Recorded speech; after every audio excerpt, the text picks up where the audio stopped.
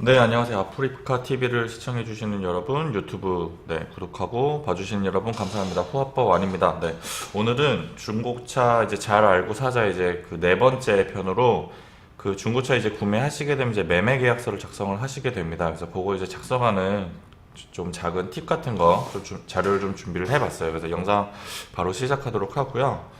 일단은 지금 차량을 이제 중고 차량을 구매하시게 되면 차량 이제 받으셔야 될 아니면 이제 작성하셔야 될 서류가 크게 이제 네 가지 정도가 됩니다. 그래서 첫 번째로 이제 자동차 매매 계약서가 있고요. 그리고 두 번째 차량 이제 내용을 이제 상세하게 적혀 있는 이제 성능 점검 기록부가 있고, 그리고 차량을 이제 인수하실 때 인수했다는 그 날짜와 시간, 뭘 그 내용을 이렇게 적게 되는 차량 인수증, 그리고 차량 이제 자동차 보험을 가입을 하셔야 되겠죠. 그래서 가입을 하신 다음에 자동차 이제 보험 가입 증명서를 그 구매하시는 상사 쪽에다가 주셔야 됩니다. 그래서 크게 이렇게 네 가지가 필요하게 됩니다. 그래서 요거 알고 계시면 좋을 것 같고요.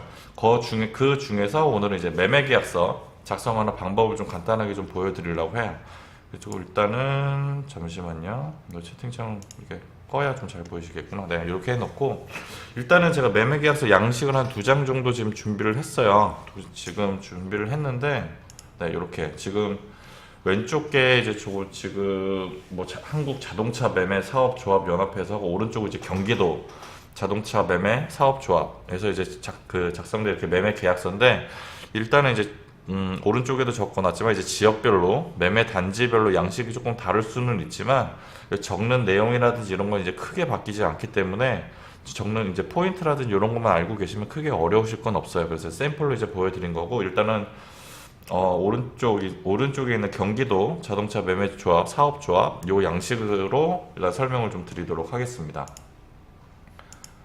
일단은 첫 번째로 이제 쭉 지금 요쪽, 네, 여기서 위쪽 부분에 해당됩니다. 그래서 여기 부분을 보면 계약자 지금 적는 난에 이제 양도인 갑이 있고 양수인 을이 있어요. 그래서 이게 이제 어떤 뜻인지 궁금하시는 분도 있을 것 같은데, 뭐 원룸을 구하실 때도 있고 그 부동산이나 이런 거 방구하실 때 이런 거랑도 좀 많이 비슷합니다. 그래서 보시면 양도인 갑은 이제 판매하는 사람을 의미해요. 그래서 지금 자동차를 이제 구매하신다는 기준으로 요 지금 여기서는 양도인 갑이 중고차 딜러를 뜻하게 됩니다. 그리고 양수인 을은 이 차량을 이제 구매하게 되는 사람, 즉 이제 고객을 나타내고요. 만약에 차량을 이제 구매하시는 게 아니고 내가 차량을 어느 누군가에게 판매를 한다라고 하면 이 이제 위치가 바뀌게 되겠죠. 판매하는 사람이 이제 갑이 되고 이 차를 구매하는 사람이 을이 됩니다. 그래서 그렇게 해서 그 내용 이제 성명이라든지 연락처 그리고 주소 이런 거를 이쪽에다 적어 주시면 돼요. 그래서 이렇게 적어 주시면 되고,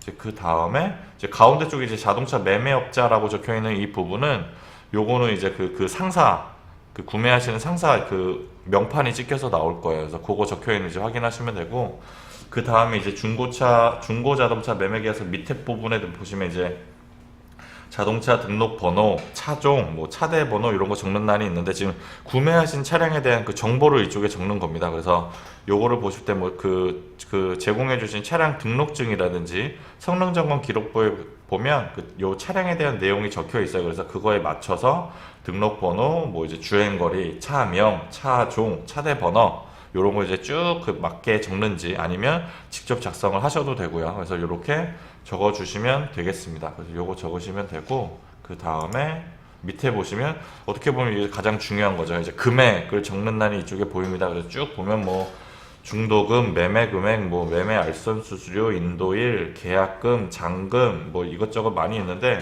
보통 지금 여기서 지금 그어져 있는 부분, 뭐 중도금이나 알선 수수료 이런 거는 적는欄이 쓰는 일 거의 없고요. 만약에 지금 알선 수수료 같은 경우에는 이제 차량 이제 직접 그 차주분한테 구매하시는 게 아니라 알선 딜러분한테 구매하시게 되면 이쪽 란에 이제 뭐 이렇게 수수료가 좀 들어가겠죠. 그래서 그렇게 적는 거고, 보통은 직접 차주한테 구매하시게 되면 알선 수수료 이런 거 따로 요구하는 경우가 많이 없어요. 그래서 여기에도 지금 안 적는다고 이렇게 적어놨죠. 그래서 그거 이렇게 적혀 있고, 매매 금액 같은 경우 이제 차량을 구매하시는 총 그 차량 금액에 해당됩니다. 여기에는 이제 차량 이전비라든지 자동차 그 보험금 뭐 이런 거는 이제 포함이 되는 게 아니라 순수하게 자동차 금액을 의미를 해요. 그래서 총 금액 예를 들어서 아반떼 차량을 1,000만 원에 구매를 하겠다 그러면 여기 이제 매매 금액은 1천만 원이라고 적히게 됩니다. 그리고 오른쪽에 가서 이제 구매하는 방식에 따라서 이제 여기서 금액이 좀 나뉘는데요.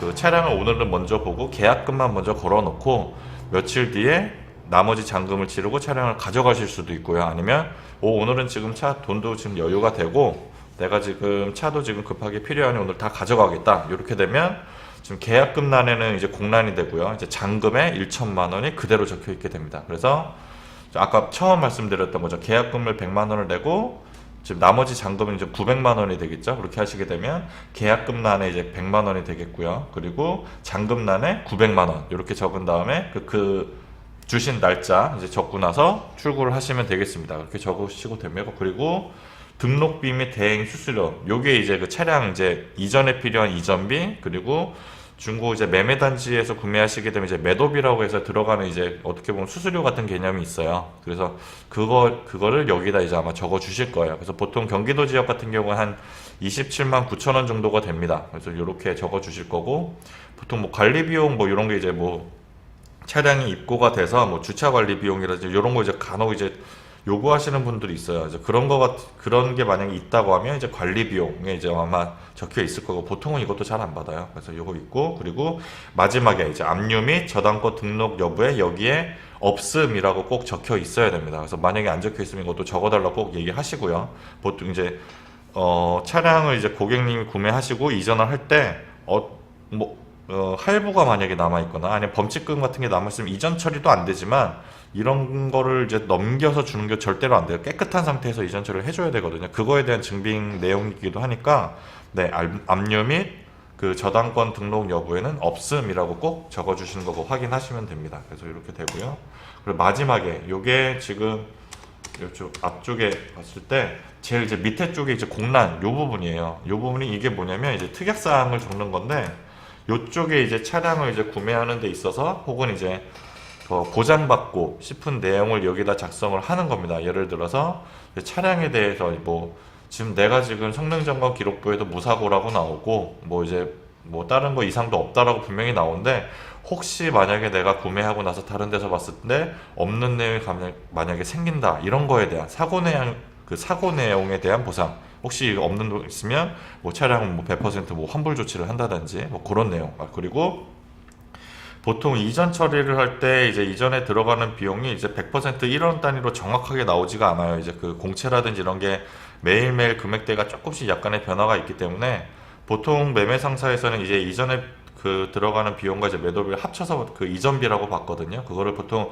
여유롭게 조금 받아놓고 금액이 남는 부분은 나머지 그 차액을 고객님의 통장으로 이전 처리 이체를 해주십니다. 그래서 이체해주고 이전된 등록증은 보통 우편이나 등기로 이제 발송을 해주는데 요거를 이제 간혹 이제 요거를 차액을 이제 잊으셨거나 아니면 이렇게 좀 안 보내주시는 경우가 있어요. 그래서 혹시 그런 거 좀 불안하시면 이전 그 처리 후의 차액 입금이라든지 뭐 이제 그 등록증 보내준 거 그런 내용도 여기다 좀 적어달라. 그러면 그런 것도 적어 주실 거고 만약에 이제 구매하시기 전에 이제 직접 그 확인하는 단계에서 차량에 조금 이제 문제라든지 이런 게 발견이 됐어요. 근데 그걸 딜러가 이제 책임지고 고쳐준다고 했어요.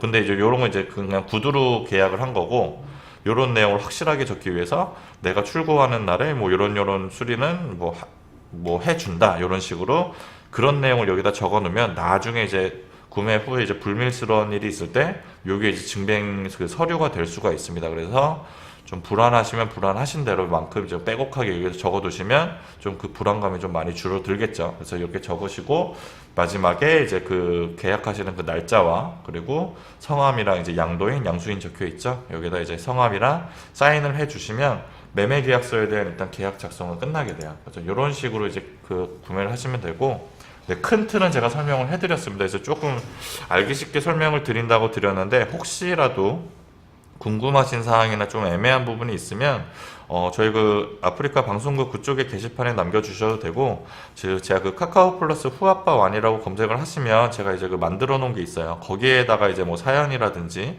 그 내용 이런 거 적어주시면 제가 방송을 통해서든 아니면 제가 개인적으로든 이런 거 좀 답변을 좀 드리도록 할 테니까 그렇게도 또 이용해 주시면 굉장히 좋을 것 같습니다. 그래서 이렇게 이제 방송은 지금 마무리하도록 하고요. 다음에도 또 좀 더 좋은 내용으로 찾아뵙도록 하겠습니다. 시청해주신 여러분들 감사합니다.